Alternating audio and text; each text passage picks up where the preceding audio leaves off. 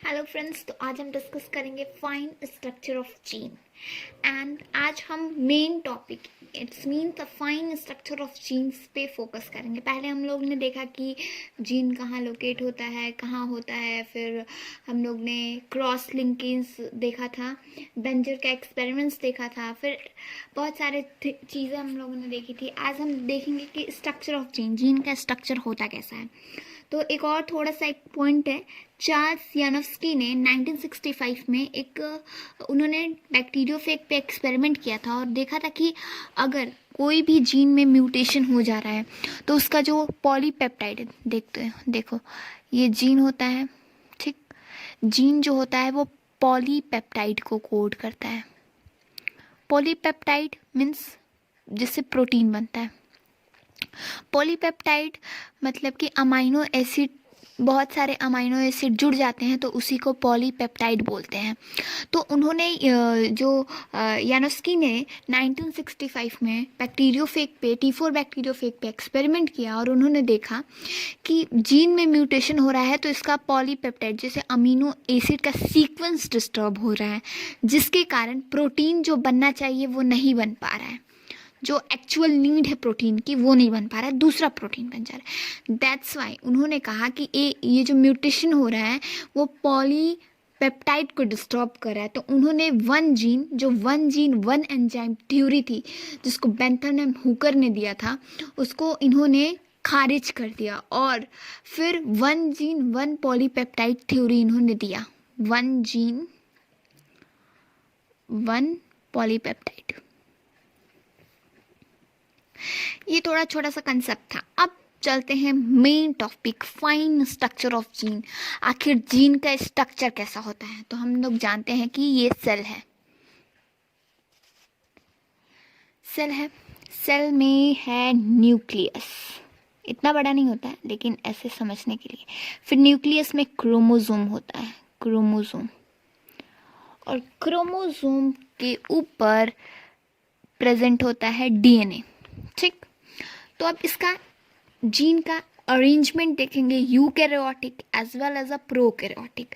तो इसके पहले हम कुछ जीन के बारे में इंपॉर्टेंट चीज़ जान लेते हैं कि जीन जो होता है वो हमारे फिजिकल एंड फिजियोलॉजिकल चेंजेस को कंट्रोल करता है।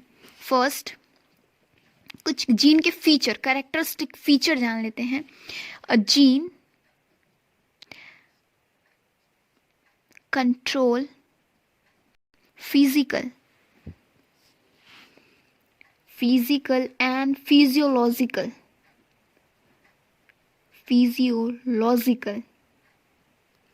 character।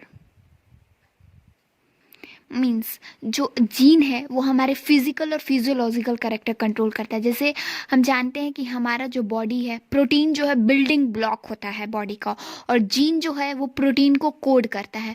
तो हमारे इस तरह से वो हमारे फिजियोलॉजिकल एक्टिविटी को कंट्रोल कर रहा है और हमारे फिजिकल एक्टिविटी को भी कंट्रोल कर रहा है। हमारा जो अपीयरेंस है, जो हम दिखते हैं, वो जीन के कारण दिखते हैं। तो that's why a gene control a physical and physiological character. अब आता है सेकंड पॉइंट जीन का। जीन लोकेटेड ऑन क्रोमोसोम, जैसा हम लोग देख चुके हैं, ये जीन जो है वो क्रोमोसोम के ऊपर लोकेट होता है और जिस पोजीशन पे जीन का लोकेशन होता है उस पोजीशन को लोकाई कहते हैं। तो each gene occupy specific position, specific एक स्पेसिफिक पोजीशन पे जीन प्रेजेंट होता है, उस पोजीशन को लोकाई बोलते हैं।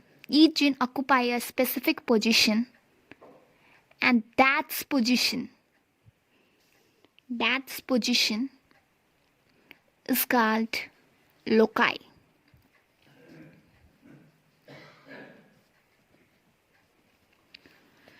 Gene are arranged in a linear sequence. जो जीन होते हैं वो एक लीनियर सीक्वेंस में अरेंज होते हैं। हम जब स्ट्रक्चर पढ़ेंगे, फाइन स्ट्रक्चर, उसके बाद इसको और अच्छे से देख लेंगे, लेकिन नोट्स कर लेते हैं फीचर में कि जीन आर अरेंज्ड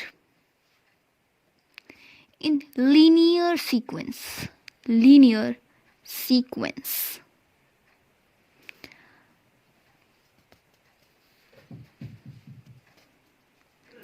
फिर आता है alternate function of a gene are called allele. ठीक, तो देखते हैं कि जो जीन होता है उसके जो अल्टरनेट देखते हैं, हम जाते हैं होमोलोगस क्रोमोसोम होते हैं, होमोलोगस क्रोमोसोम। तो यहाँ पे लोकाई है जीन का, यहाँ पे लोकाई है, तो ये मान लो ए है, तो जो अल्टरनेट होते हैं जीन के फॉर्म उनको हम बोलते हैं एलिल्स। एलिल्स नहीं बोलते हैं, ये एलिल्स हैं एक दूसरे की, ये एलिल्स हैं। तो जो अल्टरनेट फंक्शन होता है जीन का उसको हम लोग एलिल्स बोलते हैं। ठीक, ए का एलिल्स स्मॉल एलिल्स, तो ये एलिल्स बोलते हैं। मतलब दो जीन हो गए, होमोलॉगस क्रोमोसोम है इस जीन ये जीन, तो ये दोनों एलिल्स हो गए एक दूसरे के। ठीक, ये है एलिल्स। अब देखो सडन चेंज हम जो भी कवर किए हैं, म्यूटेशन क्या होता है, तो जीन में चेंज को ही म्यूटेशन बोलते हैं। सडन चेंज,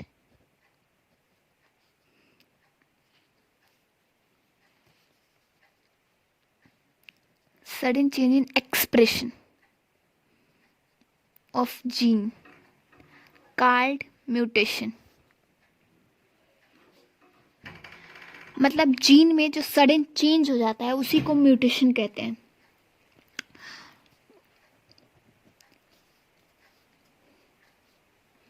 और जीन में हम देखते हैं क्रॉसिंग ओवर होता है और अगर होमोलॉगस क्रोमोसोम का जो जेनेटिक मटेरियल एक्सचेंज हो जाता है, जीन एक्सचेंज हो जाता है, तो इसको क्रॉसिंग ओवर कहते हैं। और अगर जो नॉन होमोलॉगस से एक्सचेंज हो जाए तो उसको ट्रांसलोकेशन कहते हैं। ठीक, तो a gene may be transferred to a homologous chromosome,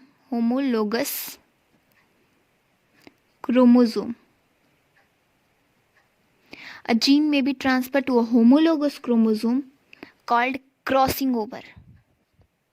ठीक, क्रॉसिंग ओवर पढ़े हैं, पकाटीन स्टेज में होता है ओवर। ठीक, तो अगर होमोलोगस के बीच में हो तो क्रॉसिंग होगा, अगर नॉन होमोलोगस क्रोमोसोम के बीच में होगा जीन का एक्सचेंज तो उसको ट्रांसलोकेशन कहते हैं। ठीक, हो गया।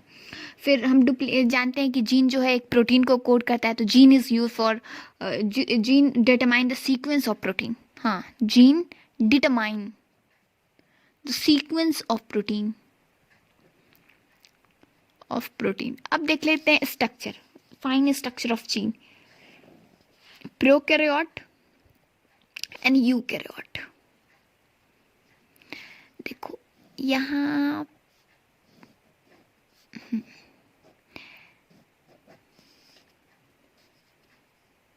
ये होता है प्रोमोटर रीजन। प्रोमोटर ये ऑपरेटर रीजन होता है, यहीं पे होता है जितना भी ट्रांसक्रिप्शन होता है प्रोसेस, ट्रांसक्रिप्शन रीजन यहाँ पे होता है ऑपरेटर, और ये टर्मिनेटर। ठीक, तो प्रोमोटर रीजन पे ना यहाँ पे प्रिब्नो बॉक्स प्रेजेंट होते हैं। जैसे ये यहाँ से स्टार्टिंग हो जाएगा, अगर हमें प्रोटीन कोड कराना है, देखो पहले जीन जो होता है ना वो इन्फॉर्मेशन देता है mRNA को, फिर mRNA इन्फॉर्मेशन देता है प्रोटीन बनाने का। तो जो ये कोड होता है जीन से mRNA का जो कोडिंग होता है, तो यहाँ से स्टार्ट होता है ट्रांसक्रिप्शन रीजन से, ट्रांसक्रिप्शन यहाँ से स्टार्ट होता है। ठीक, तो इसके पहले 10 न्यूक्लियोटाइड सीक्वेंस के पहले एक प्रिब्नो बॉक्स आता है, प्रिब्नो बॉक्स बोलते हैं, और इसके 35 न्यूक्लियोटाइड सीक्वेंस से पहले रिकॉग्नाइजेशन साइट आता है, रिकॉग्नाइजेशन साइट। ये होता है प्रोकैरियोट, यहाँ पे जीन प्रेजेंट रहते हैं, जीन होता है। ठीक, अब आते हैं यूकैरियोटिक। अब देखते हैं यूकैरियोटिक का स्ट्रक्चर। यूकैरियोटिक में क्या डिफरेंस होता है, देखो यहाँ पे भी प्रोमोटर रीजन होगा, यहाँ पे भी ऑपरेटर, यहाँ पे भी टर्मिनेशन होगा, टर्मिनेटर। ठीक, तो यहाँ पे होता है CAAT, कैट रीजन प्रेजेंट होता है, यहाँ पे टाटा रीज़न प्रेजेंट होता है। ये हम जब हम ट्रांसक्रिप्शन पढ़ाएंगे तो उसको और डिटेल में बताएंगे कि ये CAAT रीजन का क्या काम है, टाटा रीजन का क्या काम है, ये प्रिबनो बॉक्स का क्या काम है, रिकॉग्नाइजेशन साइट का क्या काम है। वैसे तो नाम से ही पता चल रहा है कि ये रिकॉग्नाइज करता है कि, लेकिन फिर भी इन अ डेप्थ और डिटेल में हम बस यहाँ पे स्ट्रक्चर देख लेते हैं क्या क्या है। अदरवाइज हम इसको डिटेल में mRNA का जब ट्रांसक्रिप्शन पढ़ाएंगे आगे फर्दर तो हम बताएंगे। तो ये देखो कैट है, टाटा है, ठीक। उसके बाद यहाँ पे मेन डिफरेंस क्या होता है, यहाँ पे जीन जो होता है ना पॉलीसिस्ट्रॉनिक mRNA बनाता है, ठीक। और यहाँ पे एक्सॉन इंट्रॉन प्रेजेंट है।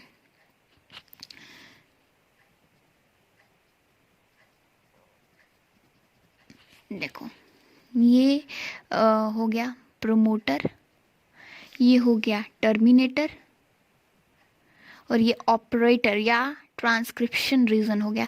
ये है एक्सॉन, सॉरी ये इंट्रॉन है, ये एक्सॉन है। इसको भी पिंक से कर देना। ये एक्सॉन है। देखो एक्सॉन जो होता है वो प्रोटीन को कोड करने का जो इंफॉर्मेशन है वो एक्सॉन के पास होता है, ठीक। तो एक्सॉन के पास, तो एक्सॉन जो होता है वो एक पॉलीपेप्टाइड मतलब प्रोटीन को कोड करने का इंफॉर्मेशन रहता है, और इंट्रॉन जो होता है उसके पास नहीं होता है, वो इंटरप्टेड सीक्वेंस होता है, इंटरप्टेड सीक्वेंस, इंटरप्ट करेगा बीच में प्रोटीन। और ये जो है मोनोसिस्ट्रॉनिक mRNA बनाता है। फिर हम बताएंगे कि इंट्रॉन का भी बहुत अपना इंपॉर्टेंस है, एक्सॉन का भी। देखो ये इवोल्यूशन के कारण इंट्रॉन ये ऐड हुआ। प्रोकैरियोटिक वो होते हैं जो प्रिमिटिव ऑर्गेनिज्म है, यूकैरियोटिक मतलब कि नॉन प्रिमिटिव हम लोग। तो ये जो इवोल्यूशन हुआ है इंट्रॉन का ये भी बहुत इंपॉर्टेंट है। देखो क्यों इंपॉर्टेंट है, इंट्रॉन इंटरप्टेड सीक्वेंस प्रेजेंट रहते हैं, ताकि मान लो म्यूटेशन होगा तो बहुत रेयर, बहुत कम चांस, एक्सट्रीमली मतलब रेयर चांस में होगा कि इंट्रॉन अगर प्रेजेंट रहेंगे तो म्यूटेशन होगा, तो पहले इंट्रॉन जैसे कम आशा रहेगी एक्सॉन में होने की, इंट्रॉन में भी हो सकता है। तो इसीलिए इम्पॉर्टेंस है इसका। हम फर्दर और डेप्थ और डिटेल में बताएंगे जब हम ट्रांसक्रिप्शन पढ़ाएंगे। तो थैंक यू।